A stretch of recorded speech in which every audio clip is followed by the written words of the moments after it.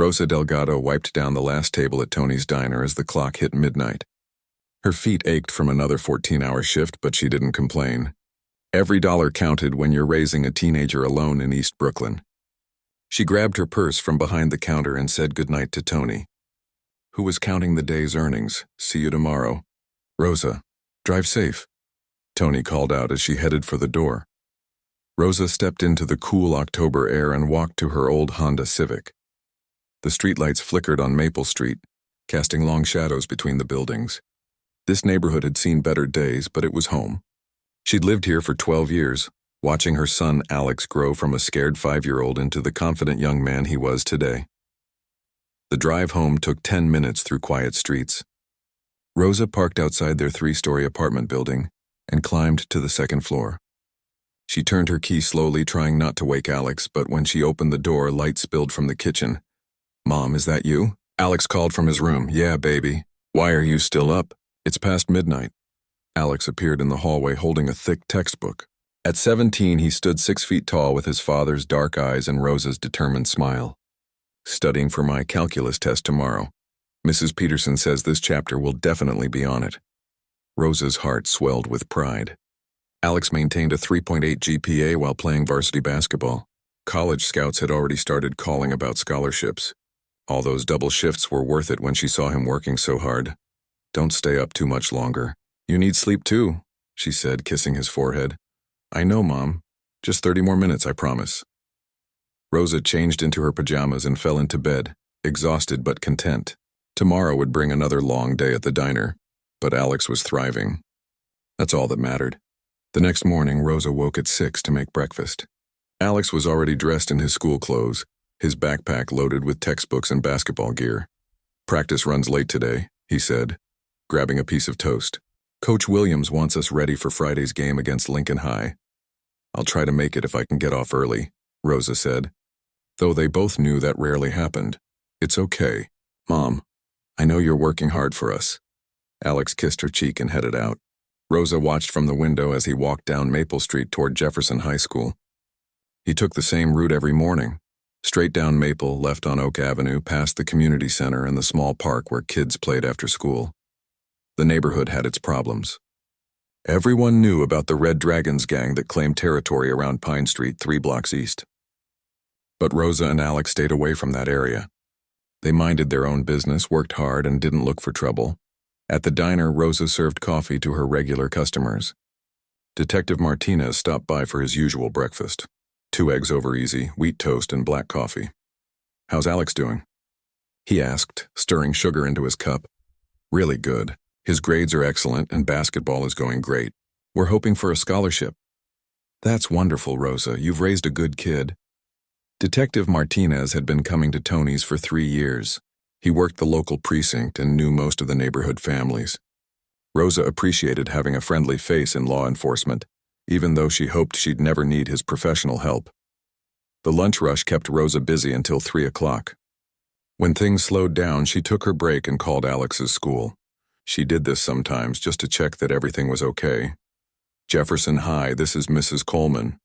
"Hi, this is Rosa Delgado, Alex's mother. I just wanted to make sure he made it to school this morning." "Let me check. Yes, Alex is here.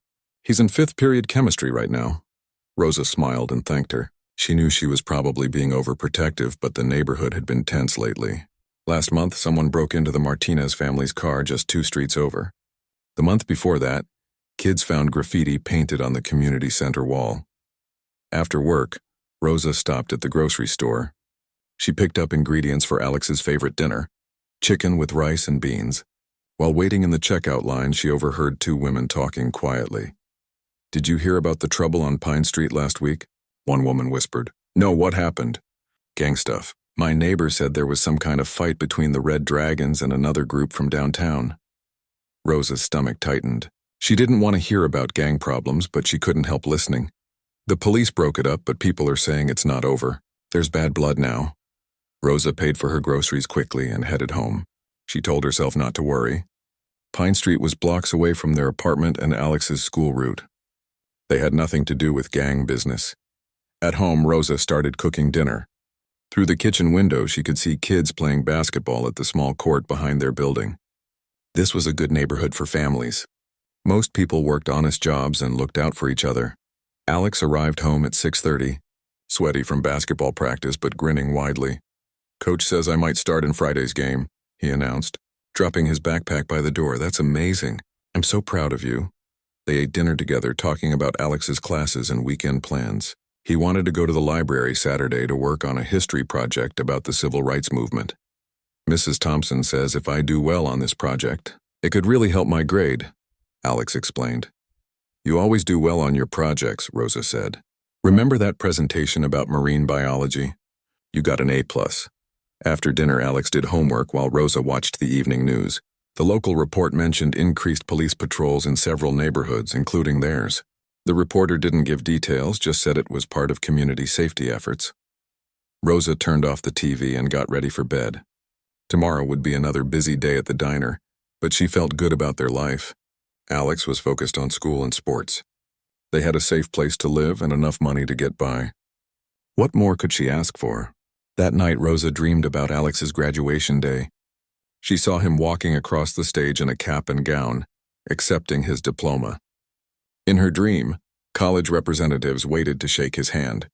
He had a bright future ahead of him, full of possibilities she'd never had growing up. When her alarm rang at 5:30 the next morning, Rosa woke with a smile on her face. She made coffee and started getting ready for work, humming quietly so she wouldn't wake Alex. Outside, Maple Street was peaceful in the early morning light. A few neighbors headed to work, and Mrs. Chen walked her small dog around the block. Everything seemed normal and safe. Rosa had no way of knowing that 2 blocks away someone was already watching her building. Someone who had noticed Alex's daily routine and was making plans that would change everything. 3 days after Rosa's peaceful morning, everything began to fall apart. Alex was walking home from basketball practice when he decided to take a shortcut through the alley behind Moreno's corner store. He'd done it dozens of times before. It saved him 5 minutes and got him home faster for dinner. But this time, something was different. He heard voices coming from behind the store's dumpster. Angry voices. Alex slowed down, planning to turn around and take the long way home. His mother had always taught him to avoid trouble, and this sounded like trouble. But before he could leave, he heard a sound that made him freeze. Someone was crying. Not just crying, sobbing in fear. Alex crept closer to the corner of the building and peered around. What he saw made his blood run cold. 3 men in red bandanas stood around a 4th man who was on his knees. The kneeling man was young, maybe early 20s, and his face was covered in blood. One of the standing men, tall and thin with tattoos covering his arms, held a metal pipe. "You thought you could sell on our corner?" the tall man said. "Pine Street belongs to us." "Everyone knows that." "Please," the beaten man gasped. "I didn't know. I'm new to the neighborhood." "Being new isn't an excuse," another gang member said. "Now you're going to learn what happens when people disrespect the Red Dragons." Alex's heart pounded. He knew he should run, call the police, do anything except stand there watching. But his feet wouldn't move. He'd never seen real violence before, and the shock paralyzed him. The tall man with the pipe raised it above his head. Alex closed his eyes, not wanting to see what came next. He heard a sickening crack, followed by a scream that would haunt his dreams. When Alex opened his eyes, the beaten man lay motionless on the ground. The 3 gang members were walking away, laughing and joking as if they'd just finished playing a game. Alex finally found the strength to move. He turned to run and knocked over a trash can, the metal clanging loudly in the quiet alley. The tall gang member spun around. His cold eyes met Alex's for just a moment, but it felt like forever. The man's face was burned into Alex's memory. The scar across his left cheek, the gold tooth that glinted when he smiled, the dragon tattoo curling around his neck. "Hey!" the gang member shouted, but Alex was already running. Alex sprinted through the streets, not stopping until he reached his apartment building. He climbed the stairs 2 at a time and burst through the front door, gasping for breath. Rosa was setting the table for dinner. She looked up in alarm when she saw her son's face. "Alex, what happened? You look like you've seen a ghost." "I'm fine," Alex lied, not wanting to worry his mother. "Just ran home from practice. Coach worked us really hard today." But Rosa knew her son too well. Something was wrong. Alex barely touched his dinner, jumping at every small sound from the street. When she asked about his day, his answers were short and distracted. That night, Alex lay in bed staring at the ceiling. He kept seeing the gang member's face, those cold eyes that had looked right at him. Had the man seen him clearly? Would he remember Alex's face? The next morning, Alex took a different route to school. Instead of walking down Maple Street, he went 3 blocks out of his way to avoid the area near Moreno's corner store. Rosa noticed he left 20 minutes earlier than usual. "Why are you leaving so early?" she asked. "Want to get to school early to study before first period?" Alex said, not meeting her eyes. At school, Alex couldn't concentrate on his classes. During lunch, he sat with his best friend, Tommy Rodriguez, who immediately noticed something was off. "You look terrible, man. Did you sleep at all last night?" Alex wanted to tell Tommy everything, but he was afraid. What if word got back to the Red Dragons? What if they came after Tommy, too? "Just tired," Alex said. "Been studying a lot." For the next week, Alex lived in constant fear. He varied his route to school every day, always looking over his shoulder. He stopped going to the basketball court behind their building. When his teammates asked why he missed practice twice, he made up excuses about family obligations. Coach Williams pulled Alex aside after the second missed practice. "What's going on with you, son? You've been distracted all week. Your grades are still good, but your head isn't in the game anymore." "I'm fine, coach, just have a lot on my mind with college applications coming up." But Alex wasn't fine. He was exhausted from constantly watching for danger. Every red bandana he saw made his pulse race. Every tall man with tattoos made him change direction. Rosa noticed the changes in her son but couldn't figure out what was wrong. Alex had always been open with her, but now he seemed withdrawn and anxious. 2 weeks after the alley incident, Rosa was working the morning shift at Tony's diner when Detective Martinez came in for breakfast. "The usual?" Rosa asked, pouring his coffee. "Actually make it to go today. We've been busy with some gang activity in the neighborhood." Rosa's hand stilled on the coffee pot. "Gang activity? Around here? Nothing for you to worry about, but we're increasing patrols just to be safe.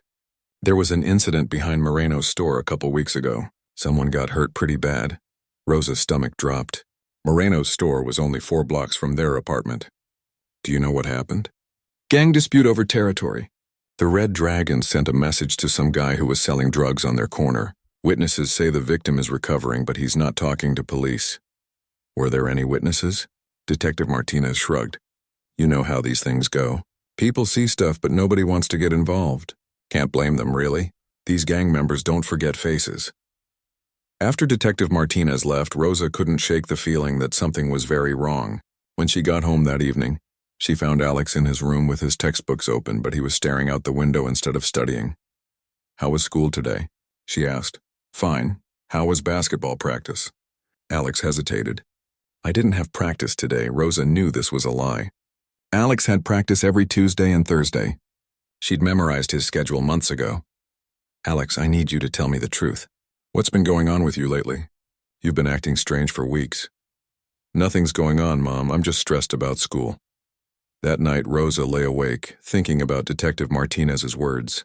Gang activity in the neighborhood. Someone getting hurt behind Moreno's store. Alex's sudden behavior changes. A terrible thought crept into her mind. What if Alex had seen something? What if that's why he'd been so scared and secretive? The next morning, Rosa called in sick to work for the first time in 2 years. After Alex left for school, she walked to Moreno's corner store and looked around the area. Behind the building, she saw a dark stain on the pavement that looked like dried blood. Rosa's hands shook as she pulled out her phone and called Detective Martinez. "Rosa, is everything okay? I think my son might have witnessed something. Can we talk?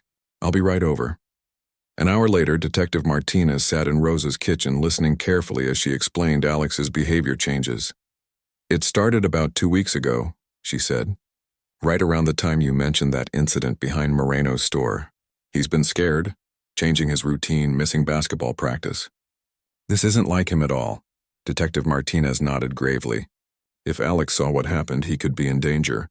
The Red Dragons don't like witnesses. Their leader, Vincent Torres, has a reputation for intimidating people who might testify against his crew. What should we do? First, we need to talk to Alex. If he did witness the assault, we need to know exactly what he saw. Then we can figure out how to keep him safe." When Alex came home from school, he found his mother and Detective Martinez waiting in the living room. The color drained from his face. "Sit down, son," Detective Martinez said gently. "We need to talk." Alex sat on the edge of the couch, his hands clasped tightly together.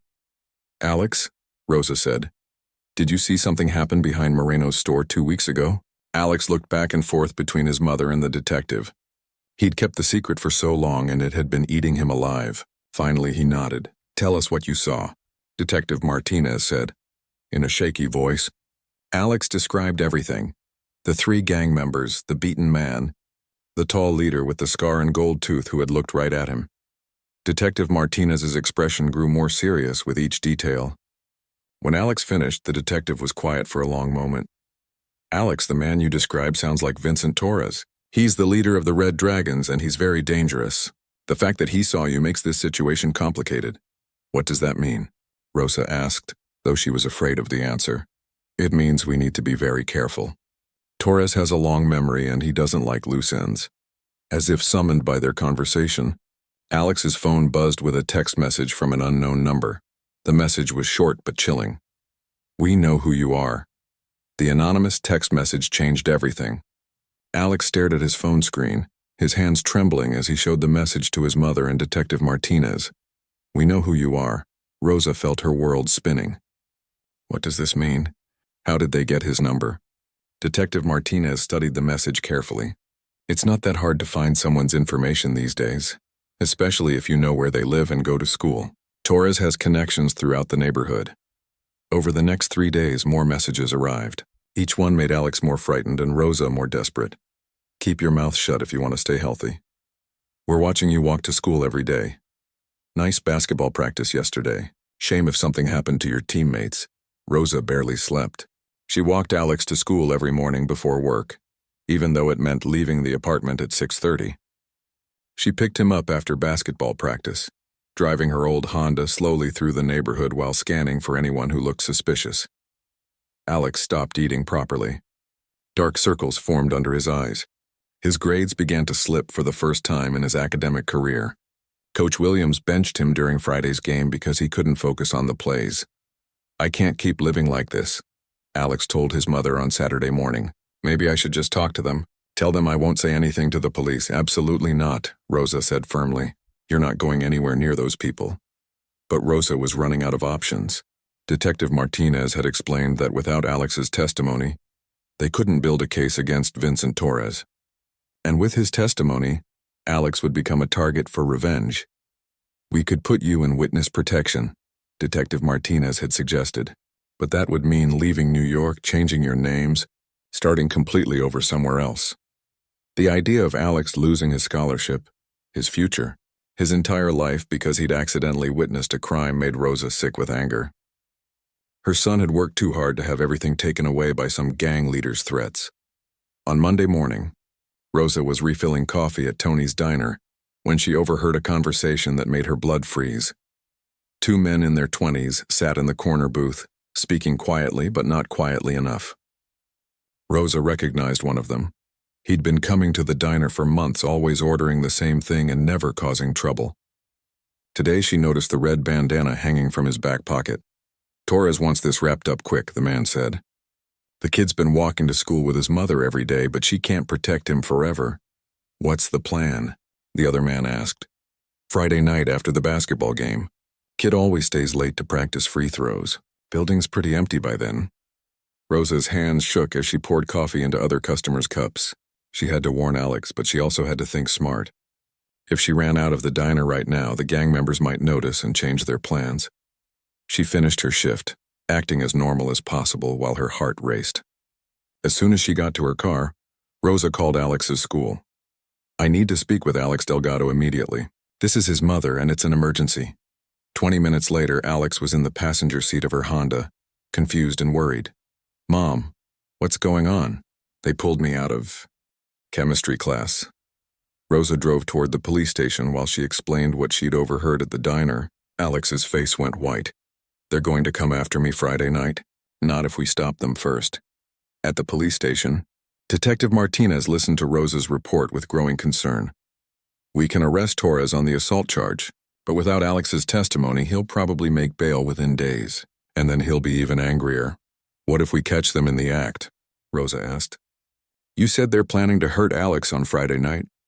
Can't you arrest them for that?" We'd need proof of their intent to commit a crime. Just being near the school isn't illegal. Rosa felt trapped. Every option seemed to put Alex in more danger. That evening, she sat at her kitchen table trying to think of a solution. Alex was in his room, supposedly doing homework but probably staring at the wall in fear. Rosa had worked 2 jobs for 12 years to give her son a chance at a better life. She wasn't going to let some criminals destroy that now. She thought about her parents who had immigrated from El Salvador with nothing but determination and hope. They had faced danger and uncertainty to build a new life for their family. Rosa had inherited their strength, but she'd never needed to use it like this before. By Thursday evening, Rosa had made her decision. "We're leaving," she announced to Alex over dinner. "Leaving? What do you mean?" "I mean, we're packing tonight and driving to your Aunt Carmen's house in Philadelphia. You can finish high school there." Alex stared at her. "What about my scholarship? What about basketball? What about your job?" "I'll find another job. You can play basketball anywhere." As for the scholarship, Rosa's voice trailed off. She knew Alex's scholarship opportunities might not transfer to a new school, especially this late in his senior year. "Mom, I can't ask you to give up everything because of my mistake. This isn't your fault. You didn't choose to witness that crime." Alex was quiet for a long moment. When he spoke, his voice was steadier than it had been in weeks. "What if we don't run?" "What do you mean?" "What if we stay and fight? You always taught me to stand up for what's right." Rosa looked at her son, really looked at him. Despite everything he'd been through, despite the fear and threats, Alex still had that determined look in his eyes that reminded her so much of her own father. Fighting these people isn't like standing up to a school bully. "Alex, these are dangerous criminals, I know. But if we run, they win. And what about the next kid who witnesses something? Or the next family they decide to intimidate?" Rosa realized her 17-year-old son was showing more courage than most adults ever would. But courage didn't stop bullets, and it didn't make gang members disappear. Friday morning, Rosa called in sick to work again. She and Alex spent the day at the police station, going over his testimony with Detective Martinez and an assistant district attorney named Patricia Wells. "Your son's testimony could put Torres away for 5 to 10 years, Wells explained. "But you need to understand the risks. Even with police protection, witnesses in gang cases sometimes face retaliation." "What kind of protection are we talking about?" Rosa asked. "Regular patrol cars in your neighborhood. Escorts to and from school and work when necessary.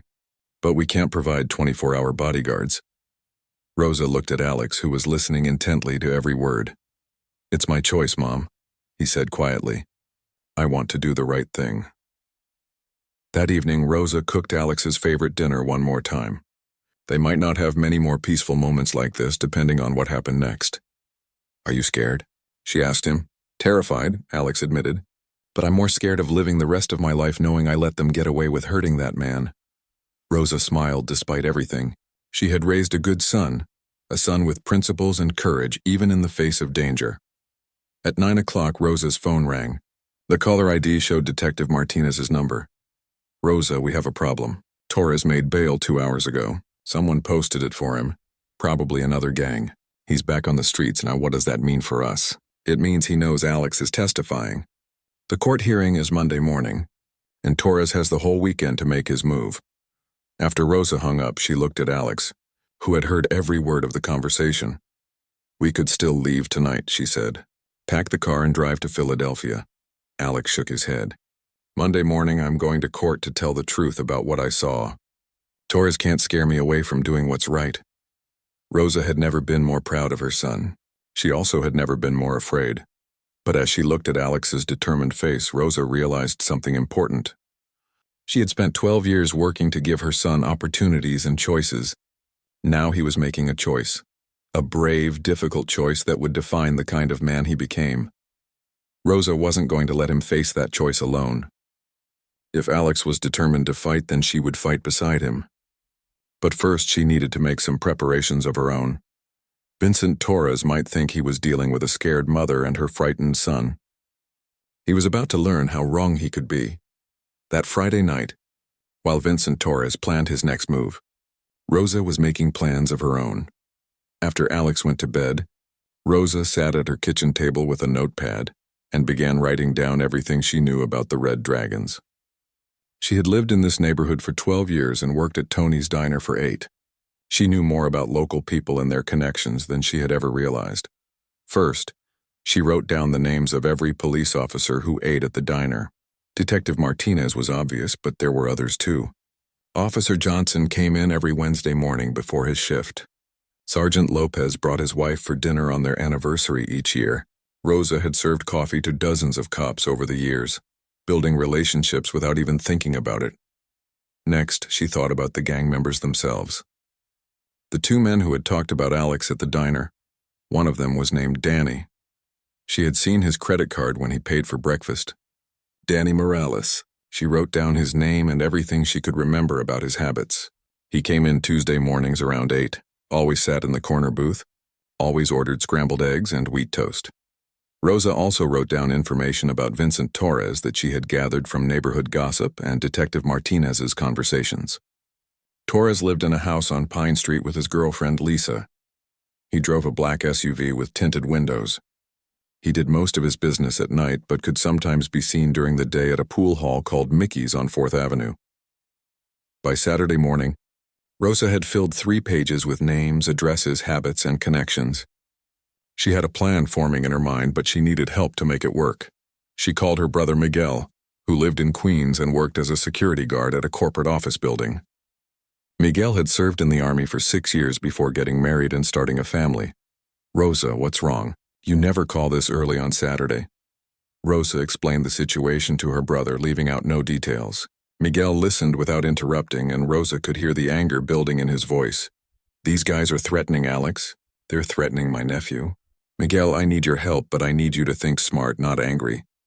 Can you come over tonight? Bring Luis if he's available." Luis was Miguel's best friend from the army, now working as a private investigator. Rosa had met him at family gatherings and knew he was someone who could handle difficult situations. "We'll be there at 8 o'clock. Rosa, you should know. Alex isn't just your son.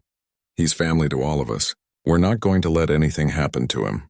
That afternoon, Rosa visited Mrs. Chen, the elderly woman who lived across the hall. Mrs. Chen had been a teacher before retiring, and she knew everyone in the neighborhood. "Mrs. Chen, I need to ask you about the Red Dragons gang. Do you know anything about their families? Their connections?" Mrs. Chen invited Rosa in for tea and spoke quietly about what she had observed over the years. "Vincent Torres has a younger sister named Isabella. She works at the DMV downtown. His mother lives in the senior housing complex on Oak Street. She goes to St. Mary's Catholic Church every Sunday morning." "What about his business operations? Do you know how they make their money?" "Drugs, mostly. But I also heard they run numbers for people who want to gamble, and they charge protection money to some of the local businesses." Mrs. Chen leaned closer to Rosa. "There's something else you should know. Vincent's girlfriend, Lisa, she's been talking to the police. My friend Dorothy works at the courthouse, and she said Lisa gave information about Vincent to get out of her own drug charges." This was news Rosa hadn't heard before. If Vincent didn't know his girlfriend was cooperating with police, that was information that could be very useful. That evening, Miguel and Luis arrived at Rosa's apartment. Luis was a quiet man in his 40s with gray eyes that seemed to notice everything. He listened carefully as Rosa explained her plan. "You want to gather information about Torres and his crew, then use that information to pressure them into leaving Alex alone?" Luis asked. "Exactly. These people think they can intimidate us because we're just a mother and son with no connections. But we do have connections. We have information. And we have something they don't expect. We're not going to be victims." Miguel paced around the small living room. "What do you need us to do?" "Miguel, I need you to watch the pool hall where Torres spends time. Lear. His patterns, see who he talks to, figure out his routine. Luis, I need you to find out everything you can about his business operations. Bank accounts, property, anything that might give us leverage." "And what are you going to do?" Luis asked. "I'm going to use my connections at the diner. 12 years of serving coffee to cops, lawyers, and local business owners. It's time to call in some favors." Over the next 2 days, Rosa's plan began to take shape. She learned that Detective Martinez wasn't the only police officer interested in bringing down the Red Dragons. The gang had been causing problems in the neighborhood for years, but witnesses were always too scared to come forward. "If we could get multiple witnesses to testify, we could take down the whole organization," Detective Martinez explained. But getting people to talk is the hard part. Rosa also discovered that several local business owners were paying protection money to the Red Dragons. Tony, her boss at the diner, had been paying $50 a week for 2 years to make sure his windows didn't get broken. "I hate giving them money," Tony told Rosa privately. "But what choice do I have? The police can't be everywhere at once." "What if you didn't have to pay anymore?" Rosa asked. "That would be wonderful, but how? These guys don't just go away because you ask nicely." Meanwhile, Miguel was learning valuable information about Vincent Torres's routine. The gang leader spent Monday through Wednesday afternoons at Mickey's pool hall, always arriving around 2 o'clock and leaving around 5. He parked his black SUV in the same spot every time, right next to the fire hydrant, because he knew no one would give him a ticket. Luis had been even more productive. Using his investigative skills and contacts, he had discovered that Torres was behind on payments for his house. He also learned that Lisa, Torres's girlfriend, was indeed cooperating with police and had provided information about drug sales and money laundering. Most importantly, Luis had found evidence that Torres was skimming money from his own gang. The Red Dragons were supposed to split their profits evenly among senior members, but Torres had been keeping extra money for himself. If the other gang members knew about this, they wouldn't be very happy, Luis explained. Gang loyalty only goes so far when someone's stealing from you. On Sunday evening, Rosa gathered all the information they had collected. She spread papers across her kitchen table like a general planning a battle strategy. "Here's what we're going to do," she announced to Miguel and Luis. "Tomorrow morning, Alex testifies at the courthouse. While that's happening, we're going to make sure Vincent Torres has bigger problems to worry about than one teenage witness." "What kind of problems?" Miguel asked. Rosa smiled for the first time in weeks. It wasn't a pleasant smile. "The kind of problems that happen when someone's own organization turns against them. The kind of problems that happen when the police suddenly have multiple witnesses willing to testify. The kind of problems that happen when your girlfriend's cooperation with police becomes public knowledge." Luis nodded slowly. "You want to create chaos within the Red Dragons while simultaneously building a stronger case against Torres?" "Exactly. By the time we're finished, Torres will be so busy dealing with betrayal from his own people and pressure from law enforcement that he won't have time to worry about Alex." That night, Rosa couldn't sleep.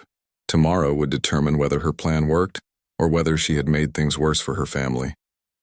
But as she looked at Alex sleeping peacefully in his room, she knew she had made the right choice. Vincent Torres had made a mistake when he decided to threaten her son. He thought he was dealing with a helpless mother who would be too scared to fight back. Instead, he was about to face someone who would do anything to protect her child. Rosa had spent 12 years working quietly in the background, building relationships and gathering information without realizing it. Now it was time to put all of that to use. The battle for Alex's future was about to begin, and Rosa intended to win. Monday morning arrived gray and cold, matching Rosa's nervous energy as she and Alex walked into the courthouse. Alex wore his best suit, the one Rosa had bought him for last year's academic awards ceremony. His hands shook slightly as he adjusted his tie. "You're going to do great," Rosa whispered as they sat in the hallway outside the courtroom. At exactly the same time, 3 miles away, Miguel was sitting in his car across from Mickey's pool hall, waiting for Vincent Torres to arrive for his usual Monday afternoon visit. Miguel had called in sick to work, telling his boss he had a family emergency. This wasn't exactly a lie. Inside the courthouse, Assistant District Attorney Patricia Wells reviewed Alex's testimony one final time. "Just tell the truth about what you saw," she said. "Don't let the defense attorney intimidate you with his questions. You witnessed a crime and you're doing the right thing by reporting it." When Alex was called to testify, Rosa watched from the gallery as her son walked confidently to the witness stand. Vincent Torres sat at the defendant's table, his cold eyes fixed on Alex's face. Rosa felt a flash of anger, but she forced herself to stay calm. Everything depended on the next few hours. Alex's testimony was clear and detailed. He described what he had seen behind Moreno's corner store, identified Vincent Torres as the man with the pipe, and explained how Torres had looked directly at him during the attack. The defense attorney tried to confuse Alex with questions about lighting and distance, but Alex stuck to his story. While Alex testified, Rosa's plan was already in motion across the neighborhood. Luis had spent Sunday evening preparing anonymous packages of information. Each package contained documents showing Vincent Torres's financial betrayals of his own gang members, along with evidence of Lisa's cooperation with police. The packages were delivered early Monday morning to 3 senior Red Dragons members. Miguel watched from his car as the gang members arrived at Mickey's pool hall around noon, an hour earlier than Torres usually appeared. Through the window, Miguel could see animated conversations and angry gestures. One man threw a beer bottle against the wall. At 1:30, Rosa was back at Tony's diner serving lunch to her regular customers. But today, several of those customers had special information to share with Detective Martinez, who happened to be eating at the counter. "I've been paying protection money to the Red Dragons for 2 years, Tony told the detective quietly. $50 every week. I'm tired of it, and I'm willing to testify if you can guarantee these guys won't come after my business." Mrs. Santos from the laundromat nodded in agreement. "They've been taking money from me too. $30 a week, or they said they'd break my washing machines." By 2 o'clock, Detective Martinez had statements from 6 local business owners who were willing to testify about Red Dragon's extortion activities. Combined with Alex's eyewitness testimony about the assault, they finally had a strong case against the entire organization. At 2:15, Vincent Torres arrived at Mickey's pool hall to find his own gang members waiting for him with accusations and demands for explanations. "You've been stealing from us," Danny Morales shouted as Torres walked through the door. "We saw the bank records. You're supposed to split everything equally, but you've been keeping extra money." "Who told you that?" Torres demanded, but his guilty expression gave him away. "And what's this about Lisa talking to the cops?" Another gang member asked. "Is your girlfriend snitching on all of us?" Torres looked around the room at faces that had been loyal to him for years. Now they were filled with suspicion and anger. His organization was falling apart, and he couldn't understand how it had happened so quickly. Back at the courthouse, Alex finished his testimony and returned to sit beside his mother.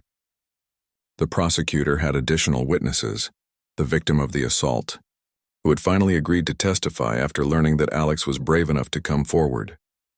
Judge Morrison listened carefully to all the testimony before making his decision. "Mr. Torres, based on the evidence presented today, I'm finding you guilty of aggravated assault. I'm setting your bail at $500,000 pending sentencing, and I'm ordering you to stay away from all witnesses in this case." Rosa squeezed Alex's hand as Torres was led away in handcuffs. $500,000 was much more than the Red Dragons could afford, especially with their organization in chaos. But Rosa wasn't finished yet.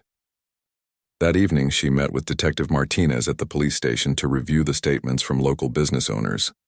"With all these extortion testimonies, we can charge most of the senior gang members," Detective Martinez explained. "The Red Dragons won't be operating in this neighborhood anymore." "What about retaliation against the witnesses?" Rosa asked. "That's the beauty of having so many people willing to testify. Torres can't intimidate everyone, and his own organization is too busy fighting among themselves to organize revenge attacks." Over the next week, Rosa watched her plan succeed beyond her expectations. 4 more Red Dragons members were arrested on extortion charges. Danny Morales decided to cooperate with police in exchange for a lighter sentence, providing information about drug operations and money laundering. Most importantly, the neighborhood began to change. Without the Red Dragons' intimidation, other residents started coming forward with information about crimes they had witnessed. Local businesses stopped paying protection money and started working together to improve their streets. Alex returned to basketball practice and began sleeping through the night again. His grades improved, and college scouts resumed their interest in offering him scholarships. 3 weeks after the trial, Rosa was working at Tony's diner when a familiar figure walked through the door. It was Lisa, Vincent Torres's former girlfriend, looking nervous but determined. "Are you Alex's mother?" Lisa asked quietly. Rosa nodded, studying the young woman's face. "I wanted to thank you," Lisa said. "The police told me how you helped build the case against Vincent. He was controlling my life, making me do things I didn't want to do. Now I'm free, and I'm going to testify at his sentencing hearing." "You don't need to thank me," Rosa said. "We all did what we had to do to make our neighborhood safe." A month later, Vincent Torres was sentenced to 8 years in prison for assault and extortion. The judge specifically mentioned Alex's courage in testifying and the community's decision to stand together against gang intimidation. Rosa attended the sentencing hearing with Alex, Miguel, and Luis. When Torres was led away, she felt a sense of justice that went beyond personal victory. That evening, the family celebrated at Rosa's apartment with takeout from Alex's favorite restaurant. "I'm proud of you, Mom," Alex said as they cleaned up dinner dishes. "You taught me that running away isn't always the answer. Sometimes you have to fight for what's right." "You taught me something too," Rosa replied. "You taught me that courage isn't about not being scared. It's about doing the right thing even when you are scared." Alex received his scholarship letter 2 weeks later. He would be attending State University on a full basketball scholarship, with plans to study criminal justice. His goal was to become a prosecutor like Patricia Wells. On graduation day, Rosa watched her son walk across the stage to receive his diploma. In the audience were Detective Martinez, Luis, Miguel, and even Tony from the diner. Mrs. Chen brought flowers, and several neighbors came to cheer for Alex. After the ceremony, Detective Martinez approached Rosa in the parking lot. "I have some news you might be interested in," he said. "The Red Dragons gang has officially disbanded. The remaining members either left the neighborhood or joined other organizations outside our jurisdiction. Pine Street is safe for families again." Rosa smiled as she watched Alex pose for photos with his friends. Her son had a bright future ahead of him, and their neighborhood was finally free from the fear that had shadowed it for years. 6 months later, Rosa received a letter at the diner. It was from the mayor's office, inviting her to receive a community service award for her role in improving neighborhood safety. The ceremony would be held at City Hall with local news coverage. Rosa thought about declining. She had never wanted attention or recognition. But then she realized that accepting the award might encourage other people to stand up against crime in their own neighborhoods. At the award ceremony, Rosa stood at the podium looking out at a room filled with police officers, community leaders, and residents from her neighborhood. "I'm not a hero," she said into the microphone. "I'm just a mother who refused to let criminals destroy her son's future.